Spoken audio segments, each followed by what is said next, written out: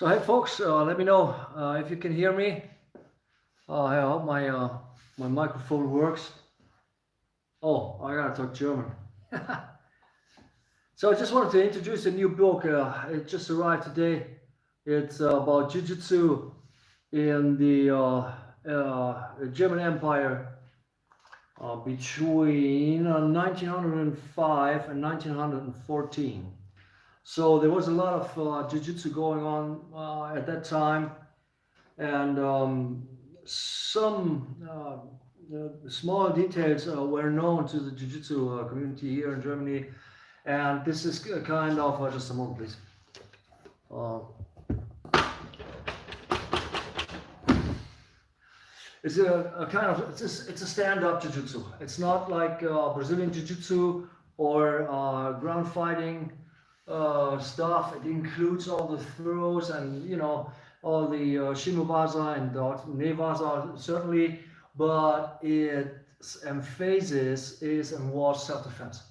So it was used by police and everything. And so, as I said, a few details have been known, but it has never been really worked out because similar to karate, even in Okinawa, if you wonder, right? Nobody ever cared about what was actually written in the newspapers.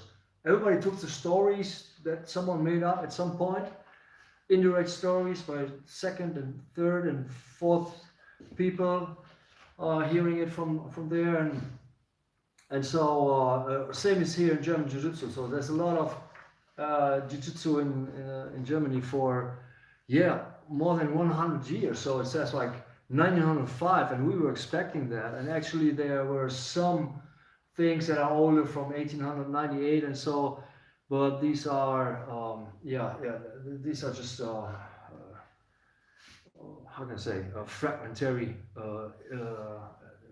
events, so and there was an exchange like between Austria and London and Berlin, and so. And I'm in that lineage of this jiu-jitsu, which, we are, most people are in that lineage via Erich Rahn. And somehow this went on and on and on. And it's an interesting story with a lot of interesting people. And there were a lot of proceedings and happenings, personal adventures and things happening. Until the 1940s, until before the end of the war, and afterwards again, but before that time, there were guys who went to Japan and Japanese who came to Germany, and So this is quite exciting because the name commented newspaper articles in the time frame from 1905 to 1914 is about the same time frame as karate in Okinawa was popularized, right? And before it was an underground thing, more or less, for the higher families, for education, for aristocratic youngsters and all of that. And then similar to the samurai who were once to the bushi, who were responsible for the military in feudal Japan. It changed towards a conscription society, right? So every young man was the same, no matter if he was from a peasant family or from a samurai family. So, of course, samurai family, they had the lineage, so they were better off. They had a better education most of the time. But in a sense, it was a dissolution of this feudal substance. So everyone could enter it, and the same as with the conscription society.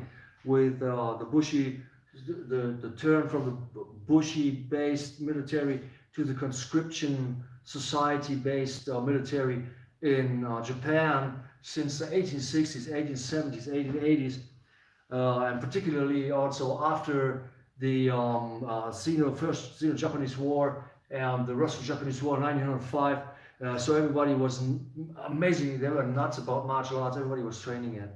And that was exactly the same time frame as jiu-jitsu developed in Europe, and karate developed the new form of karate for like everybody's karate, like physical exercise karate, you know, one more step karate, holding through, preparation for conscription karate, you know, using the years after compulsory school. After that, when they came out after elementary school, like 6 or 7 years, they were 12, 13 or 14, and the conscription age was 20. So they put them into some, it's called a young man's corps. It's, you got a lot of them, there are different kinds of playful kinds and sporty kinds, athletic kinds, but there are also ideological ones of these youth groups. And the Japanese, they took how can I say, the idea from Germany, actually, but not as late as you might think now, but already in the 1910s. So that was a Jung Deutschlandbund and things like that, and the Japanese, they were just nuts about it. They said, yeah, we need that. And these kind of groups, they were like institutionalized young men's corps all over Japan, including Okinawa. And they have a history and an interesting history in karate as well, because many of the teachers, they were teaching members of such young men's groups. But there were different levels, right? There were straightforward, just military preparation, but there were also enjoyment and you know, like going to the fair, having festivals. So it's not just like one. There's not one thing solely correct, but there are many perspectives to it. And if you say that karate is this and nothing else, that's problematic from the start, right? But because it's not. And similar here with the jiu-jitsu, there were many different perspectives. There were some, they were looking for it for the Navy, some they were working in the police work, and some they were doing it at a circus, right, to make some money, entertainment, like kind of acrobatics, like, and it's similar to today's martial arts, isn't it? Some would do it for self-defense. And this is Erich Rahn and Katsuguma Higashi. The Higashi. Oh wait, no, that's not him. Wait, where is? Oh, that's it. That's Erich Rahn and Katsuguma Higashi. I hope Yannick, it's okay if I show the photos. So the guys who were doing jiu-jitsu here over in Germany, we are in the village. So we don't have Sakogawa here, but yeah, a lot of other things. So yeah. So it's nice. So what Yannick did was he took all the newspaper, he researched the newspaper articles in that time frame, and it's good that he didn't just say I write a history like people doing karate. Oh yeah, karate in the 12th century they were fighting, and then the king, they took the weapons away, and then they had to fight with the bare hands, and since then everybody's doing karate. Yeah, that's not history, okay? You got to find some source. You got a primary source. You have to figure, you provide it. You cannot just claim something, or you can, but why would anybody listen? Why do you think karate is not an academic discipline? What do you think? Because the people who write books on karate, exactly, it's not academic. It's popular science, it's popular entertainment, it's all sorts of whatever, but it's not really academic work. So I'm not an academic worker neither, but you should provide some sources and be true, first of all, right? If you have a business, then you have a business, then, right? Then you support your business with your books and your publications. That's it. If you're a technician or engineer like me, you look for the technique, right? I am only interested in the technique. I'm not interested in faces and names or whatever. I don't care. I like them and I respect them. Just as Musashi said, well, yeah, you know, the gods and the Buddhas, and so you respect them, but don't rely on them. You can, yeah. You can look in our technique yourself. So this is amazing. I love it. Berliner Tageblatt, 1907. Boxing versus Jiu-Jitsu, 1907. 20 years or 15 years or something before Motobu fought a boxer. So these were, back in the day, these were all over. These fights, you know, like today we still have a Boxbude in the German fairground, in the large fairs, it's a Boxbude. and you can go in there, and there's a ring, and there are amateur boxers, and they're standing outside, so you can look at them and check them out, and you can go in the ring and fight them. And usually they box with you, and some people, they go strong on them, and but these guys are good boxers. And I have a friend who was a student of a former German heavyweight boxer, well known, who he died younger. And he told me, what I would recommend to every young boxer is to travel for a year or so with such a box Buddha. So on the fair, like a kind of circus, right? And no karate guy ever would do that, but it's a circus, like, similar to what we have today. We have all sorts of circuses, isn't it, in martial arts? So I love this. It's amazing. And you look at the freestyle. Look at the photos he got from look at the pictures. These are things some karate inventors would sell us as original karate, right? They were fighting really bad on. It was really hard fighting. Yeah, right. It's okay. So it's amazing. Yeah, a lot of circus, boxers against jiu-jitsu, boxers against jiu-jitsu. Loving it. Ono Akitaro comes to Germany. More jiu-jitsu and boxing, jiu-jitsu and boxing. Jiu-jitsu in the German army, jiu-jitsu in the army, 1907. So they all adopted it. All conscription societies. And if you think about it, today with the woke society, everybody talks about everything. Where's your coffee beans from and everything, right? What is that? Yeah, save the frogs and all that. And it's all good, right? It's all good. But did you notice that no one ever, any of them, talked about conscription society and young men? Think about Verdun. Think about all these, these meat houses. No one ever talks about that. They're talking about all kinds of, I'm saying it, crap. Like really, like are your spaghetti real? Is it cultural appropriation to eat spaghetti? What the fuck, man? I'm serious. No one of these people ever came to the idea to talk about conscription society, which is from the 17th, 18th, 19th, 20th century until like 1950 or something, or a little longer. Yeah. Right, anyway. So these are conscription society martial arts.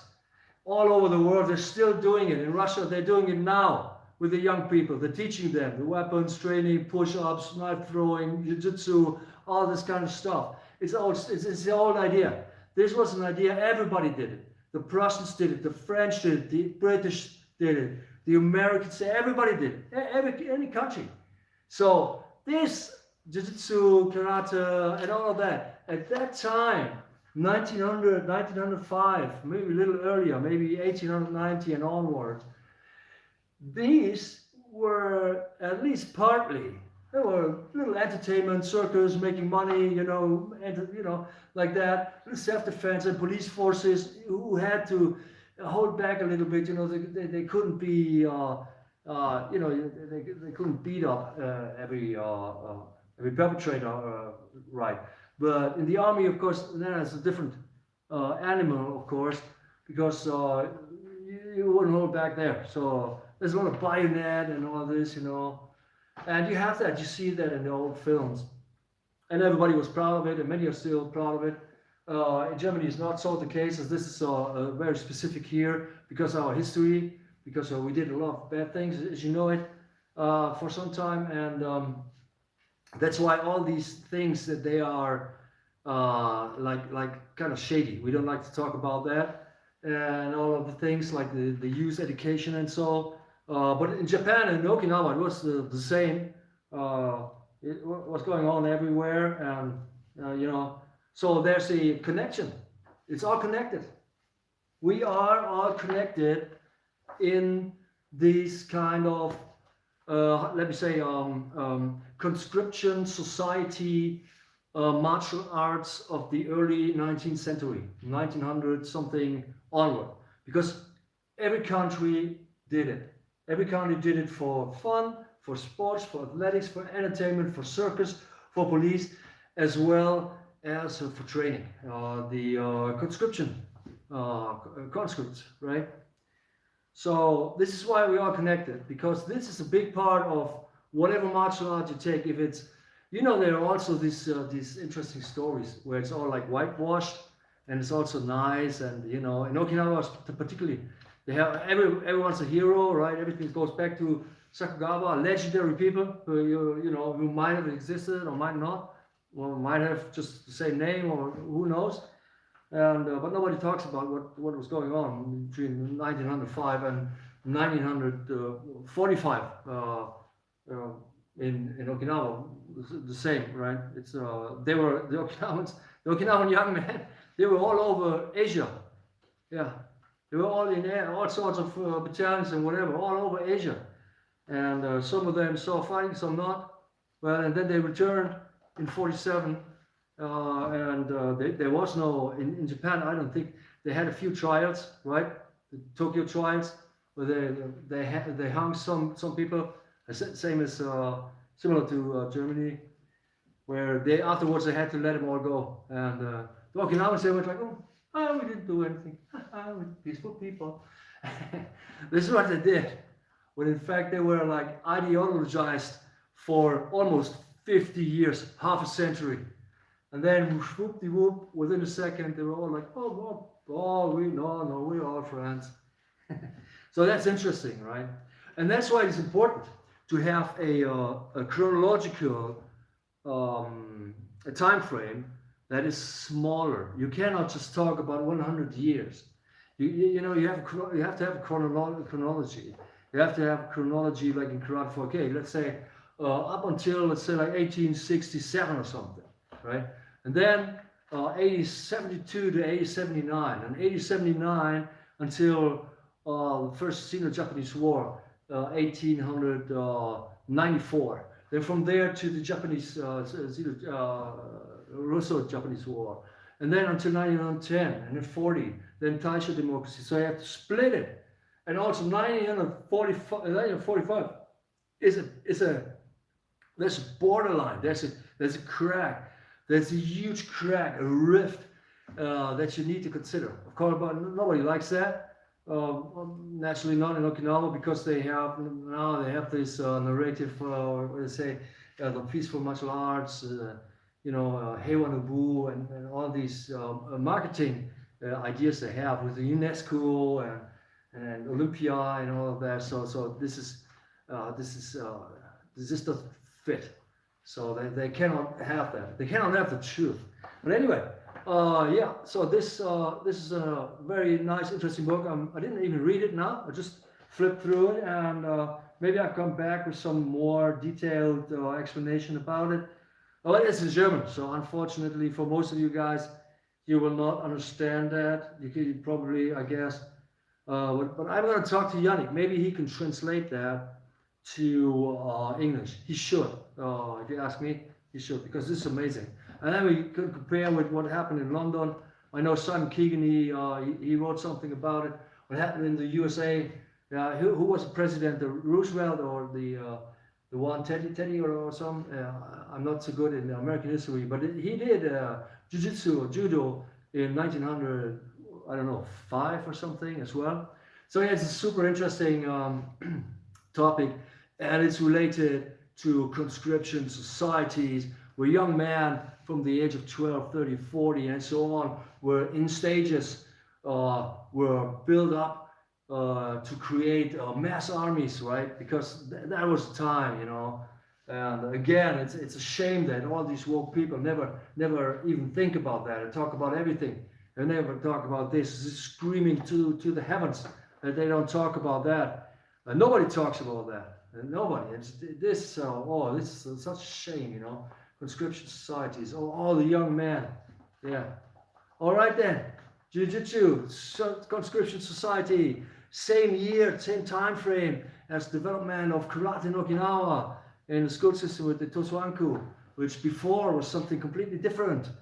And all of that, and then the developments, and then past World War II, times like amateur sports, and Olympia was amateur, everything was amateur. And then from the US influence, more professional sports, and then Olympia became professional, and all the associations became professional, and martial arts became professional, and everybody wants to be a martial arts teacher, which is good, I guess. But yeah, it's a super interesting topic, and this is history not for history's sake or history for the matter of yesterday, but it's history for let's say to to just understand what you're doing now, so you can't forget it. You can't forget everything about it. If you heard it once, you can forget it completely. Okay, thanks for watching, guys. I have to log out here. Live chat. Wow, man, so many things here going on. What's going on? We're tired.